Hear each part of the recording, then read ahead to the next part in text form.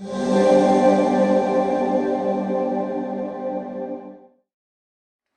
do we mean by human rights? 75 years ago, a global group led by Eleanor Roosevelt wrote the Universal Declaration of Human Rights. It's the world's most translated document, and it spells out the rights each human being should be able to enjoy. Ambassador Anwarul Chowdhury is a champion of human rights. He was the first to join our Global Advisory Council and the first to call upon the United Nations to declare a Global Peace Education Day. He is the founder of the Global Movement for the Culture of Peace. He was Undersecretary General and High Representative of the United Nations and serves on our Advisory Council. Please welcome His Excellency Anwarul Chowdhury with Dr. Darlene Shelton, Executive Producer for PeaceChannel.com. Thank you, Michael. And welcome, Your Excellency, Ambassador Anwarul Chowdhury.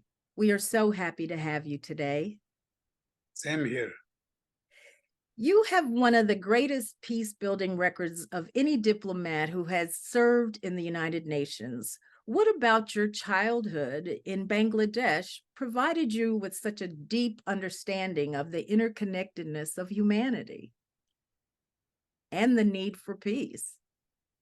Thank you, Dr. Shelton, for this question. But let me tell, growing up in Bangladesh, and when I was born in 1943, it was British India.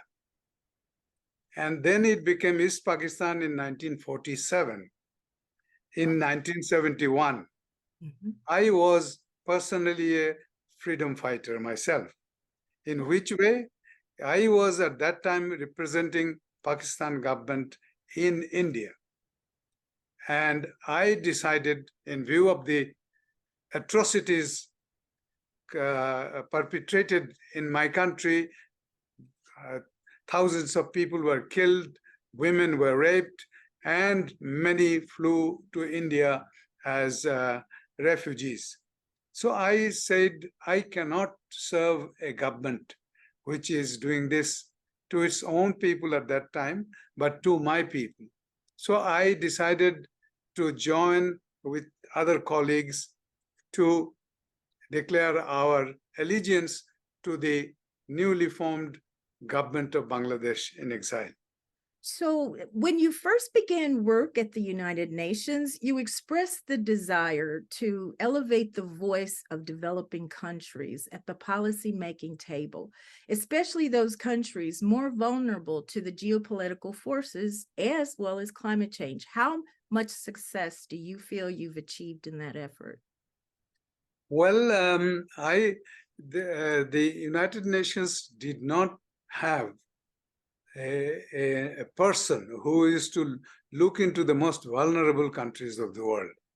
They were part of many other departments. But in 2000, the UN General Assembly created an office to look into this aspect. And this came out of a conference of the least developed countries, where I represented the developing world in negotiations. So when this position was available, and it was at Undersecretary General level, one of the highest positions in the UN, and this office was created for the least developed countries. So out of 193 member states of the UN, I was responsible for 90 of them with a negotiating capacity. So I was known in the UN system because I was the first incumbent of that position. We used to call me, you are the voice of the voiceless countries, because these vulnerable countries were not either financially or strategically or politically important.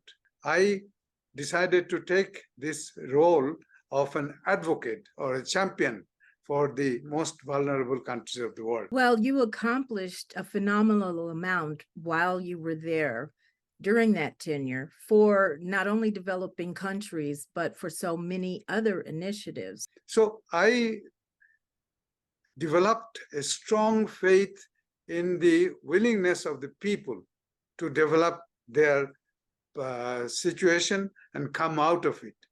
What we needed is to have international commitment and support to them. Genuine commitment. The international community comes up with big ideas and big thoughts, slow in implementation, as we are seeing in the case of climate change these days. This is a terrible situation where commitments were not filled up or commitments were not made up for the vulnerable countries.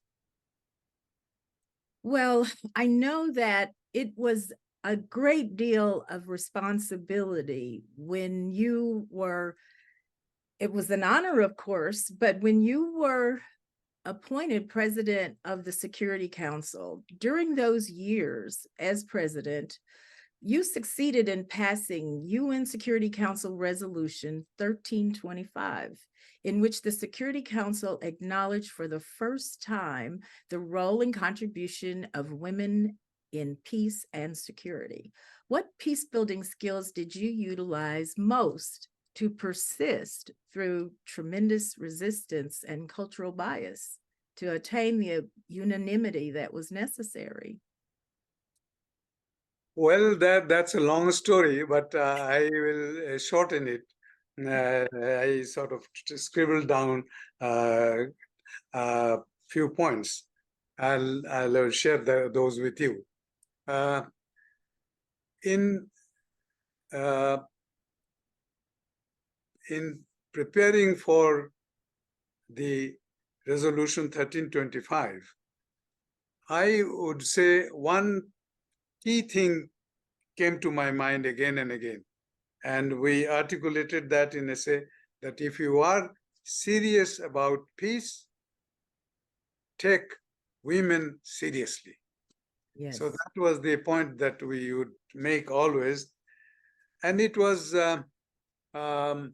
more than 23 years ago, on the International Women's Day, on 8th of March, as you know, as the president of the Security Council, following in extensive stonewalling and intense resistance from the permanent members, the 5 permanent members of the United Nations, I was able to issue an agreed statement on behalf of all 15 members of the Security Council, which formally brought to global attention the contribution women have always been making towards preventing wars and building peace. The Council recognized in that significant norm-setting statement that, and I quote, peace is inextricably linked with equality between women and men, and then affirmed the value of full and equal participation of women at all decision-making levels. So this is the significant part, participation. That participation is very important. Yes, prevention, protection, these are also important points. But I believe if we give equal opportunity for participation to women, like having at decision-making levels, at political levels, at say in the levels of judiciary, in police force, or in among the lawyers, we will sure that the women's rights and women's role will be recognized much better. Women can handle for themselves. So that is why we talk about women at the peace table must be there, because the moment we find women are there, there is a qualitative change in the discussion, because they keep much ahead of their personal gains what our children and grandchildren will get, how the country will shape up, whatever we are doing in trying to reach a peace agreement. So that is what I say. Generally, we say that when men gets involved in politics, they want to be something or someone. When women gets into the politics, they want to do something. So this is the difference between men's approach to power and politics and what women see. And this was always an experience which I found myself. I had traveled particularly extensively in the Western Africa, where now lots of military coups are taking place. So there I found that women are really in charge of running the country in a normal way. Because when their men were fighting each other in the bushes, these women were keeping the society moving, keeping the giving the food on the table, sending the schools in the children, taking their seniors or aged people to the hospitals and giving the health services, and keeping the fabric of the society untorn. So that is why I believe that they have the capacity. And when men did a peace agreement or came back home, they were surprised to see that women have managed the affairs very well. So these are the things that came to my attention, and I felt that after the Beijing conference for the Fourth World Conference on Women, I found that that conference for the first time connected women's role with peace and security. And I felt that Security Council is in charge of peace and security by the UN Charter. And Security Council must take it on board as their mandate. So I have been lobbying with other countries to do that when I was not a member of the council. But still, as a Bangladesh ambassador, I said, why not? Everybody sort of said, it is not possible because the permanent members are against it. And that's why in January 2000, Bangladesh became member of the Security Council, elected member. And in March, coincidentally, I became the president of the Security Council. So that was the moment of opportunity for me. And I said, why not I initiate that resolution which I have been talking about or asking other countries to do. And that is what started. I started working with a time frame of 8th March because I wanted to get the resolution on the International Women's Day.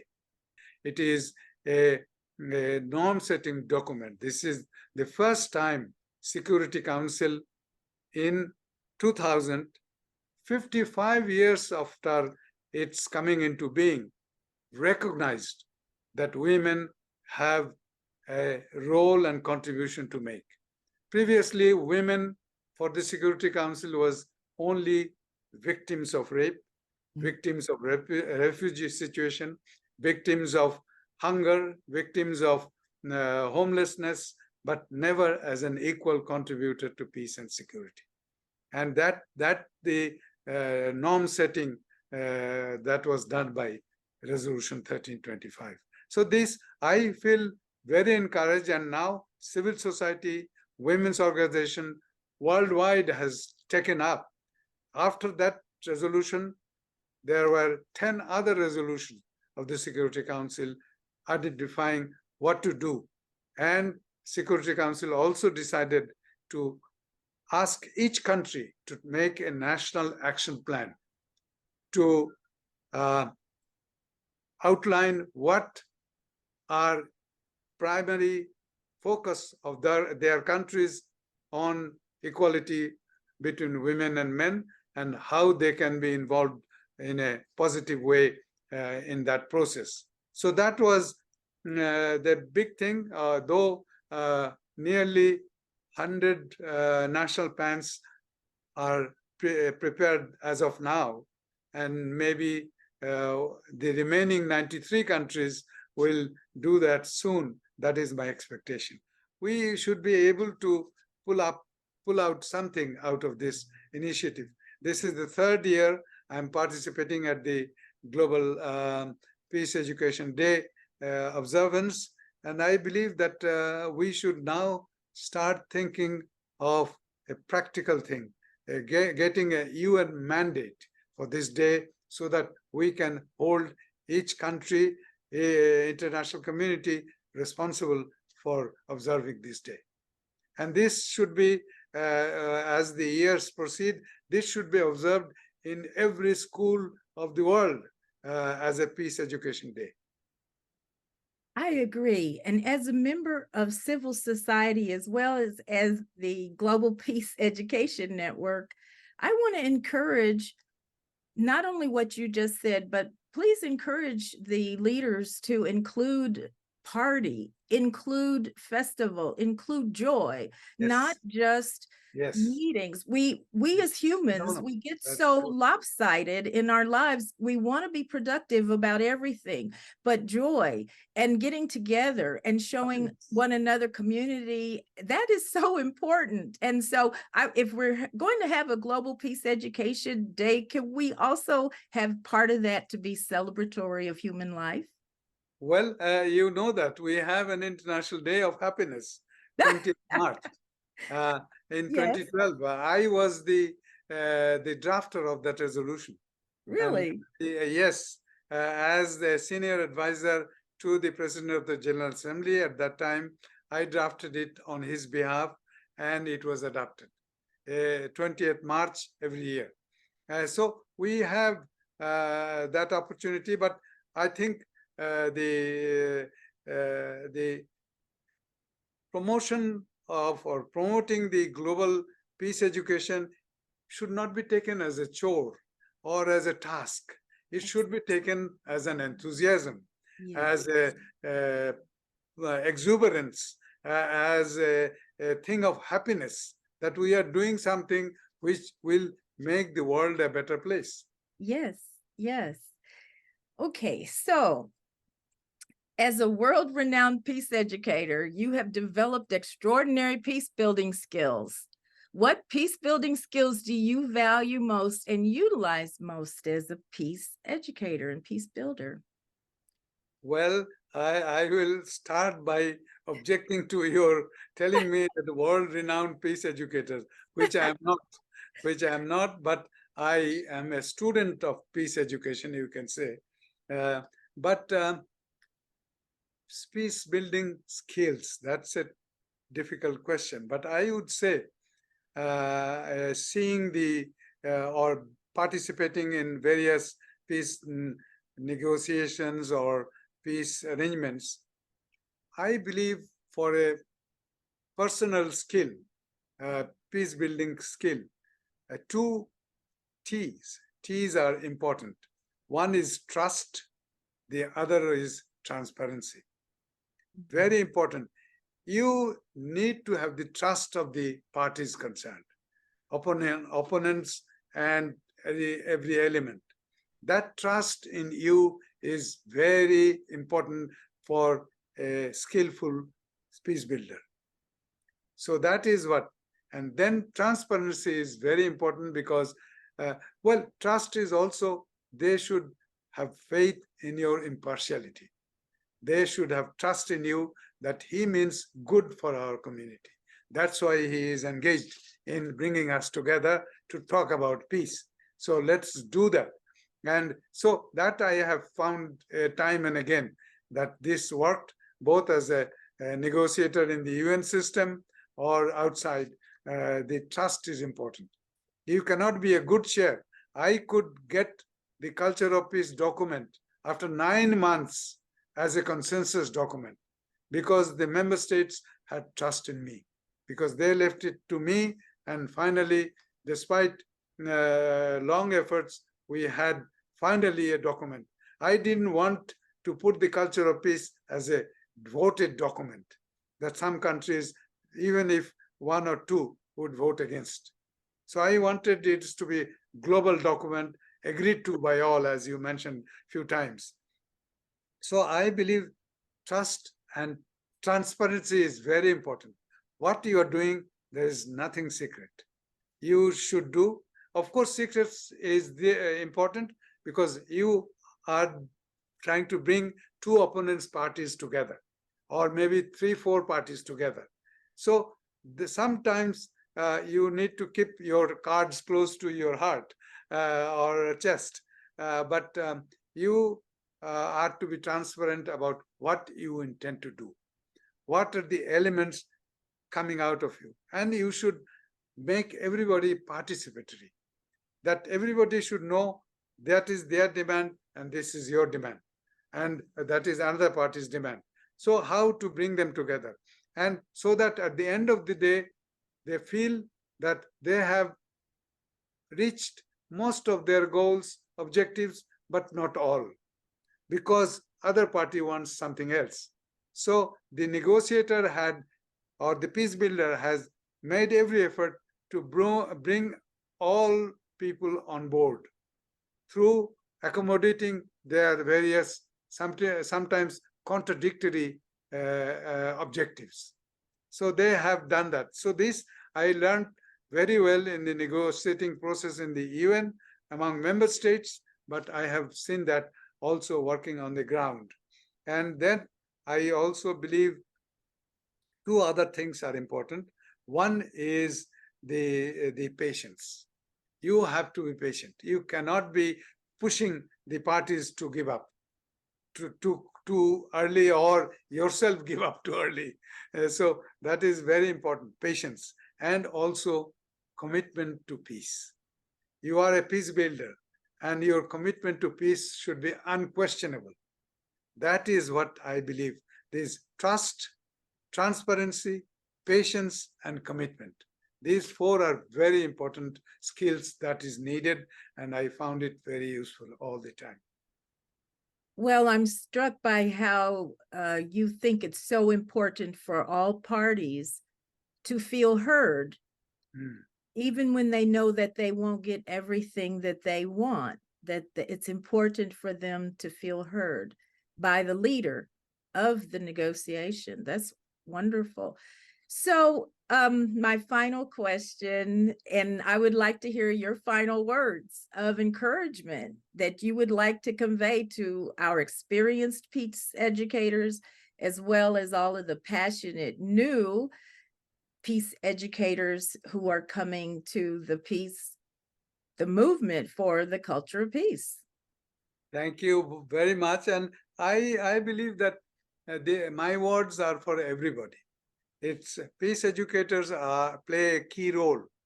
That is very sure. And we are discussing our interview is on the occasion of the third annual conference of the Global Peace Education Network. And so that's very relevant. And I thank you for asking me for my words of encouragement. But I think my words of encouragement are for everybody. I think this is very important, that we should remember that as I said, the culture of peace is like each one of us every day being strengthened in our commitment for promoting the culture of peace and nonviolence. I believe that that is very important, and that is why when I go to teach in the university, my students ask how to become inculcate culture of peace. I said, smile, be gentle to other people, hold the door for somebody to go in first. These are the things that people should know, because this creates your confidence in yourself, that I can face the challenges of my life through peaceful means, through non-aggressive ways. And that is very important to tell the students, for peace educators, that you can and you need peace for fulfilling your or reaching your objectives and goals. If there is no peace, you don't receive anything. And so that's why peace is so important. And you said peace is profitable. Profitable not for the community and society in general, but profitable for each one of us in reaching our goals and reaching our challenges, meeting our challenges. So that is very important. And we say also, we use 1325 element in this, which is very important. My message to peace educators is that please do not ignore the role of women in your peace education, because this is an integral part of it. Because otherwise, I say that peace is not possible without development. And development is not achievable without peace. But neither peace nor development are conceivable without women.